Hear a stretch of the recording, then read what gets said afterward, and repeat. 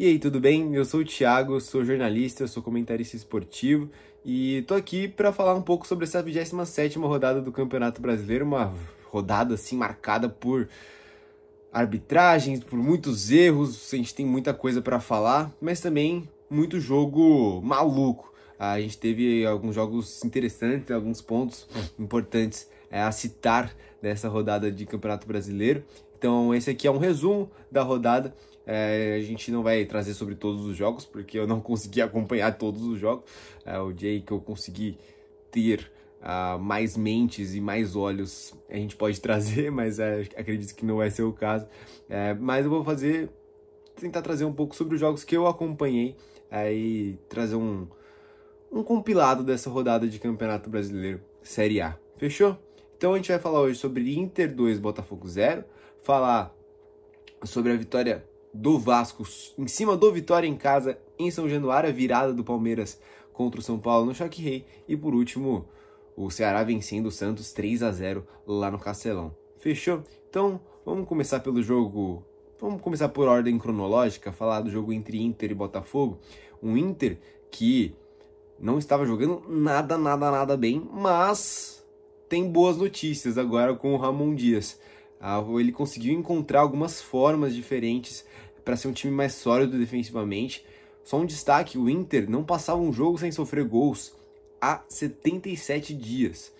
O time ficou 15 jogos, em todos eles tomou pelo menos um gol.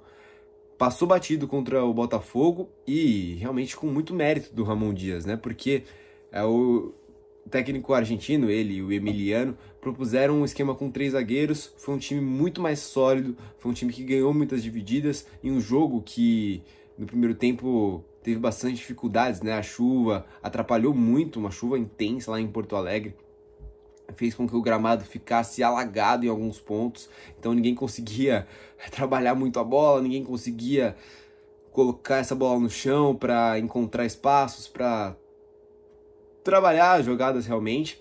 Então os dois times sofreram, mas o time do Ramon Dias foi muito mais efetivo do que o Botafogo. Primeiro, por esse sistema defensivo que foi sólido, que ganhou várias divididas, o Vitão foi muito bem, o Mercado também, e ofensivamente foi um time perigoso. Vale destacar a ótima partida, especialmente no primeiro tempo, do Alan Patrick, que criou oportunidades, que cobrou as bolas paradas da equipe. É um jogador que dispensa comentários, né, nesse elenco do Internacional, mas não vinha fazendo boas partidas, finalmente volta a fazer um bom jogo, e ele faz o gol que abre o placar ainda no primeiro tempo. Na minha visão, uma falha do Léo Link, que ele espalma para dentro da própria pequena área ali, e aí o Alan Patrick estava esperto para fazer o gol, e aí depois o Inter ainda criou muitas chances. Teve bola na trave, né, uma bola na trave do Vitão, outra defesa, cabeçada do Vitão que o Léo Link pega, teve bola na trave do Aguirre, o Carboneiro também tentou. O Inter foi um time que conseguiu criar muito mesmo. E se você for comparar com o que foi o jogo contra o Juventude e o jogo contra o Corinthians, as duas últimas rodadas, as duas primeiras rodadas sob o comando do Ramon Dias, foi um time que evoluiu demais, porque assim, acredito que não dá pra gente... assim, o primeiro tempo do Inter teve mais chances de gol do que os 2 últimos jogos. Então foi um Inter muito melhor, que com isso passou a levar muita qualidade no campo de ataque. Depois, no segundo tempo, o passe do Carboneiro pro Vitinho finalmente fazer o gol e fazer o 2-0. Depois o Inter mais se segurou, até teve alguma oportunidade aqui e ali, mas buscou manter a solidez defensiva. Um Botafogo que mexeu mal, na minha visão. O David Ancelotti, no primeiro tempo, o jogo, como eu disse, estava bem truncado por conta desse meio campo alagado, de um jogo que era difícil, então era um jogo de muitos lançamentos, e aí ele, no intervalo, tira o Jefinho e coloca o Cris Ramos, que é um centroavante, para justamente pegar esses lançamentos que o time estava tendo que propor, já que o campo estava alagado. E aí, o que aconteceu é que no segundo tempo o campo estava melhor, a chuva deu uma diminuída, e aí o Botafogo começou a trabalhar por baixo. E aí ficou com 2 caras lá na frente, o Cris Ramos e o Arthur Cabral, isolados, ilhados, no meio da defesa do Inter, que ganhava todas as divididas. E aí, o time do Botafogo ficou um time que não conseguia fazer praticamente nada. O Savarino até criou uma boa chance, que o Arthur Cabral perdeu cara a cara com o goleiro, mas além disso, o Botafogo não conseguiu fazer nada, não conseguiu exercer uma abafa, não conseguiu criar chances. Então, assim, preocupa, né, de um time que tinha empolgado depois do triunfo sobre o Bahia no meio de semana, chegou ao G4, no final das contas consegue permanecer ali no G4 nessa rodada de Brasileirão, mas ainda assim precisa manter consistência se quiser ficar sendo esse time que vai ficar atrás dos 3 que estão lá na frente, né? Palmeiras, Flamengo e Cruzeiro. Então, o Botafogo que precisa melhorar, o Inter dá um grande respiro, né, nessa briga contra o rebaixamento.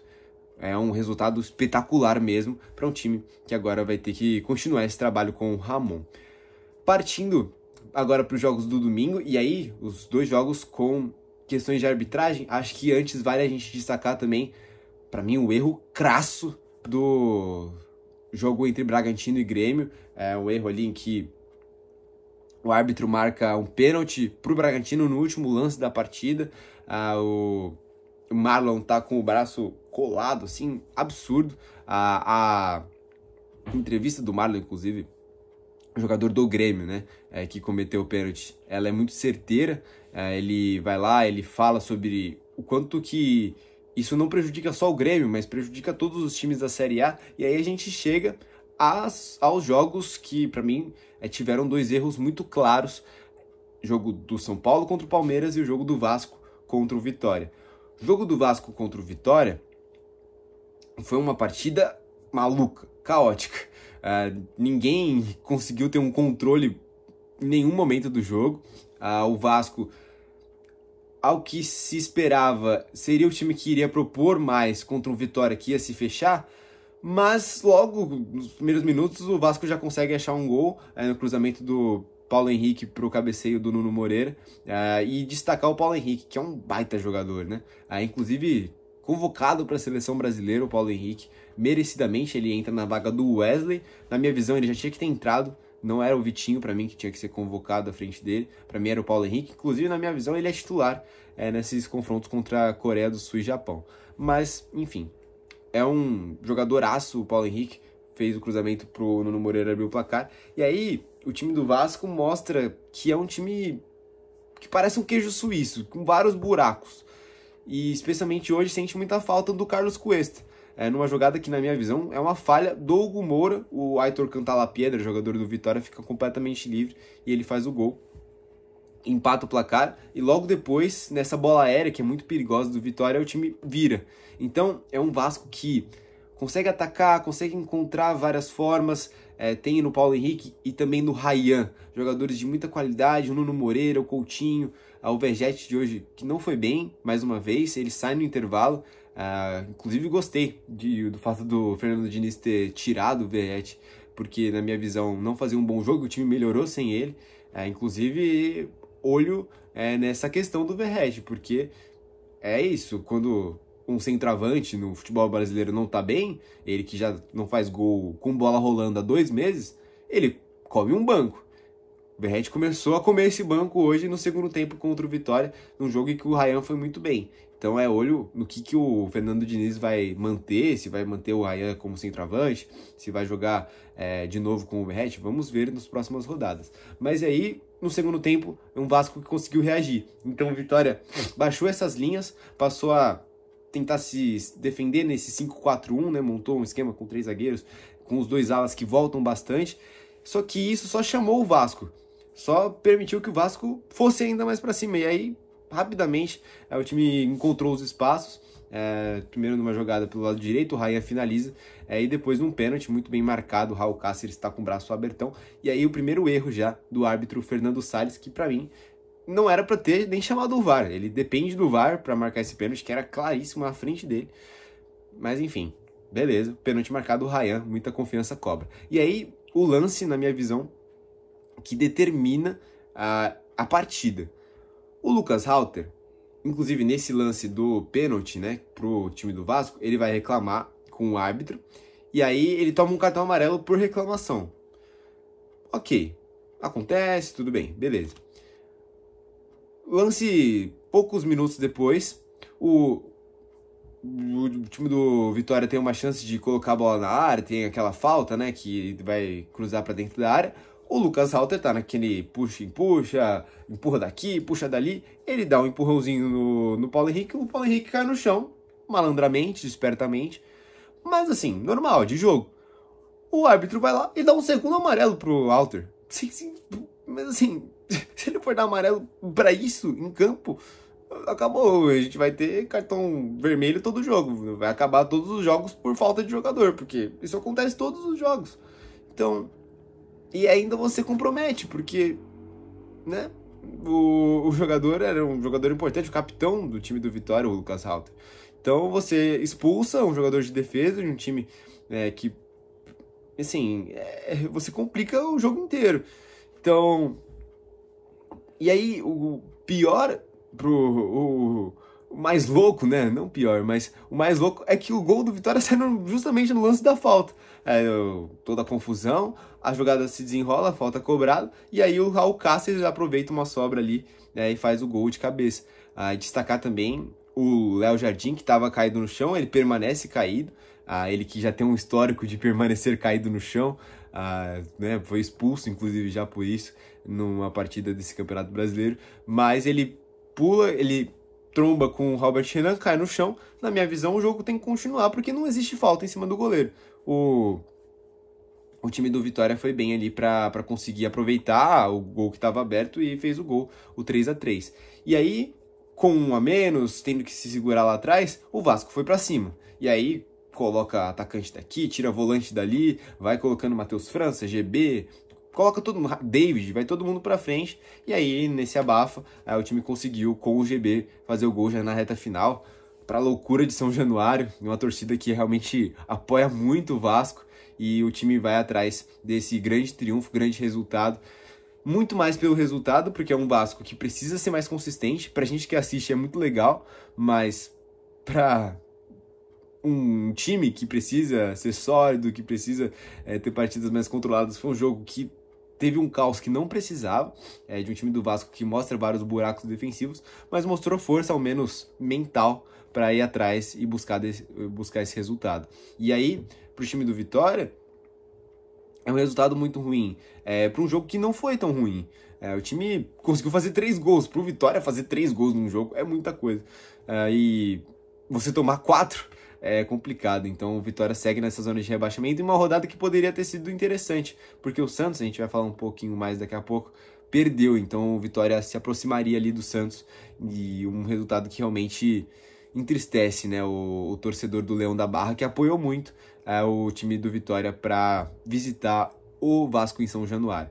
E aí a gente chega ao segundo jogo da rodada, que para mim tem também um erro muito claro, né, entre São Paulo e Palmeiras. No primeiro tempo, o São Paulo nem foi tão superior assim, não foi um jogo dominante, mas aproveitou um Palmeiras que tinha uma defesa bastante desatenta, e aproveita os espaços, faz os 2 gols com o Luciano e com o Tapia, de forma justa. O São Paulo foi superior sim na primeira etapa, mas não foi esse time dominante, só que aproveitou muito bem as chances que teve. Aí o Palmeiras mostrou muita desatenção no primeiro lance, lance do primeiro gol. O Gustavo Gomes tá meio perdido na jogada, o Murilo também, ele sai e deixa as costas dele livre, né? Ele tenta sair jogando, perde a bola, e aí o Marcos Antônio vai muito bem para acionar o Luciano. E aí depois, em mais uma jogada de cruzamento para dentro da área ali, também a defesa do Palmeiras se perde e não consegue marcar ali o Tapia que faz o gol. Destacar também o Marcos Antônio, que fez uma partidaça, enquanto esteve em campo, foi muito bem. E aí entra o lance que também, assim, condiciona muito o jogo, que é o lance do pênalti em cima do Tapia. Pra mim, assim, pra mim não, eu acho que não tem alguém no mundo que é capaz de olhar pra um lance desse e falar que não é pênalti. O Alan dá um carrinho dentro da área, ele escorrega, tudo bem, é sem querer, eu acredito que seja sem querer, mas sem querer é pênalti também. Então, assim, absurdo, assim, absurdo. O Ramon Bate-a-bola tava de frente.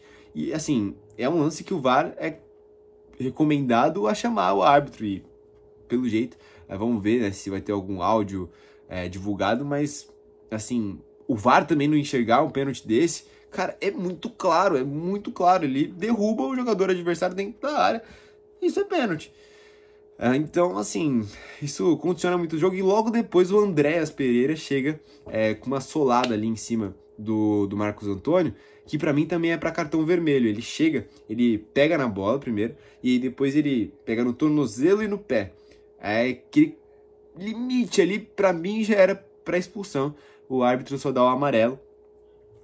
Também um lance cabível de revisão. Não foi revisado, seguiu.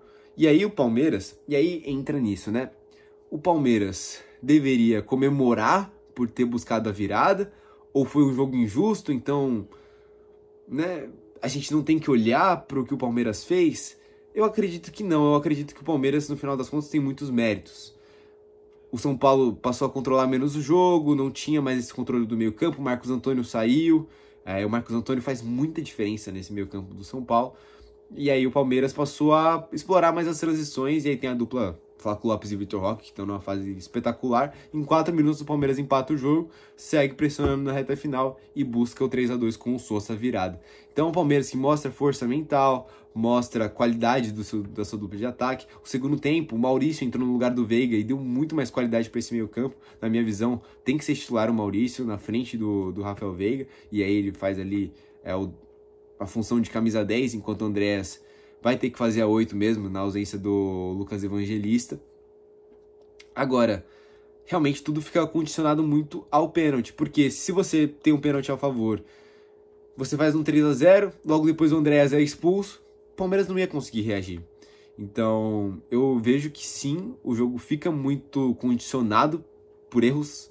O erro do pênalti é absurdo. O erro do Andréas, eu acho que cabe interpretação, mas na minha visão tinha que ter sido ao menos chamado para revisão o Ramon Abate-Abel, e não foi. Então, assim, na minha visão, fica uma injustiça mesmo em relação ao São Paulo, mas ainda assim, ainda era um jogo de 11 contra 11 e o São Paulo deveria sim ter mantido o placar de 2-0 que construiu. Eu acho que tem alguns pontos aí a melhorar a equipe do Tricolor Paulista. Claro, fica o pênalti na mente e tudo mais, mas futebolisticamente falando, era para um São Paulo ter mantido essa vantagem de 2-0.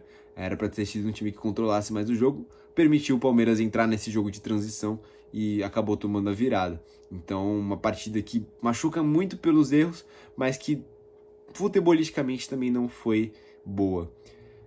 Especialmente no segundo tempo, né? O primeiro tempo do São Paulo foi bom. E aí a gente chega na última partida dessa rodada, né, que a gente vai falar por aqui, que é Ceará 3, Santos 0. Cara, esse time do Santos preocupa bastante, porque o Vojvoda, ele encontrou várias coisas, vários caminhos interessantes. Então, ele conseguiu fazer um time que controla mais o jogo, que consegue pressionar mais o adversário, que se comporta melhor em termos coletivos, né? Então tem vários fatores importantes. Mas, cara, você precisa pontuar.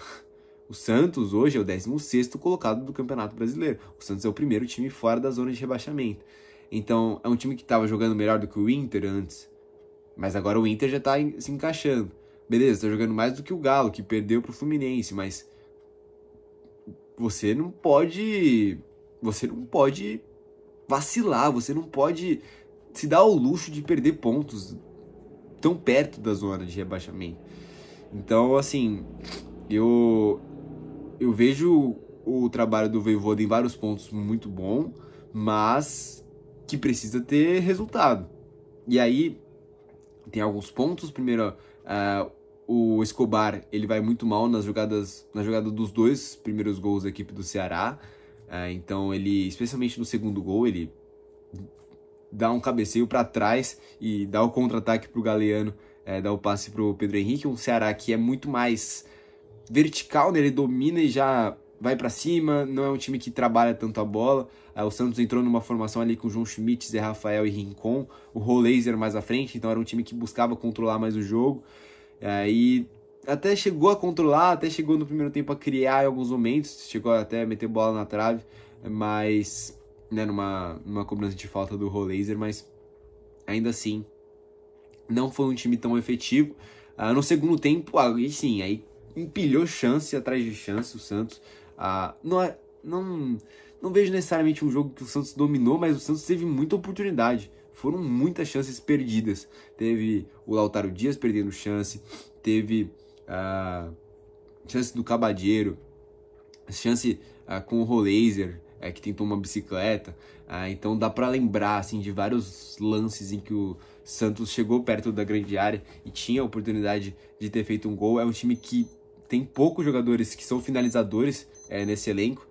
Até meu relógio aqui começou a apitar. Eita, mas... Parou. Então é um Santos que assim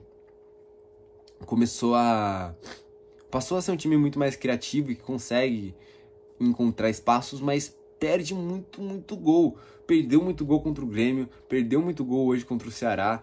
Então, assim, é um time que precisa ser mais efetivo e que defensivamente hoje também não foi bem. Então, viu um Ceará que, assim, é um Ceará que é um time competitivo, que é um time veloz. Tem, por exemplo, o Pedro Henrique, que pra mim é um jogador, assim, pra esses times que estão brigando ali no meio de tabela, pra sair, né, pra fugir um pouco da zona de rebaixamento. É um cara muito bom.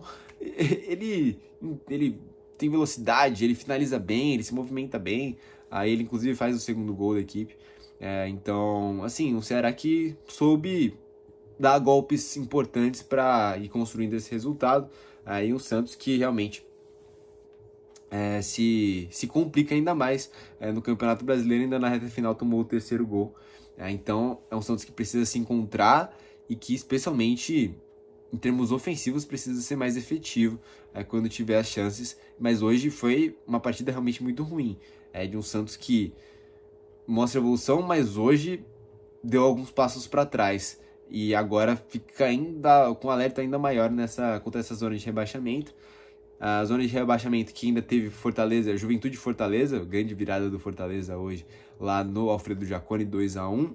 Outros resultados importantes, o Flamengo perdeu contra o Bahia fora de casa, jogo que foi importante para o Palmeiras, novo líder do Campeonato Brasileiro, depois do resultado, a virada em cima do São Paulo. Então, como eu já até cheguei a citar aqui, o Fluminense venceu por 3-0 a equipe do Mirassol, a equipe do Atlético Mineiro. Quem venceu por 3-0 o Mirassol foi o Corinthians, lá na Neoquímica Arena. Esses jogos do sábado, como eu já destaquei também, o Bragantino venceu o Grêmio por 1-0, gol no último minuto, gol de pênalti do João John. E nesse domingo tivemos 4-3 Vasco, São Paulo em cima do Vitória, São Paulo 2, Palmeiras 3. Tivemos também o Bahia vencendo o Flamengo 1-0. Ainda às 6h30 foi a partida entre Juventude e Fortaleza, Juventude 1, Fortaleza 2. Tivemos também mais tarde o Ceará 3, Santos 0 e por último o Cruzeiro empatando em 1-1 com o Sport, resultado muito bom para o Palmeiras. Foi uma rodada muito boa para a equipe do Palmeiras, que contou com tropeços dos seus dois adversários diretos e ainda uma grande virada num clássico, num choque rei. E aí agora, também na zona de rebaixamento, olhando para a parte de baixo da tabela, é um Santos que fica mais pressionado, mas que vê o Vitória não conseguindo vencer, o Fortaleza que tá alguns pontos atrás, até venceu, mas ainda tá um pouco longe. Então até por isso tá um pouco mais seguro, mas é um Santos que precisa ligar o alerta. Enfim, acho que deu pra dar um panorama geral do que foi essa 27ª rodada, muito marcada por arbitragem, mas também por viradas, por jogos intensos, e por que não, algumas boas e más notícias, né? Boas notícias especialmente para o Inter e más notícias para o Santos. No resto é isso. Um grande abraço a você que me acompanhou aqui até o fim. Vou buscar trazer mais vídeos como esse. Então fique ligado, tamo junto e valeu. É nóis.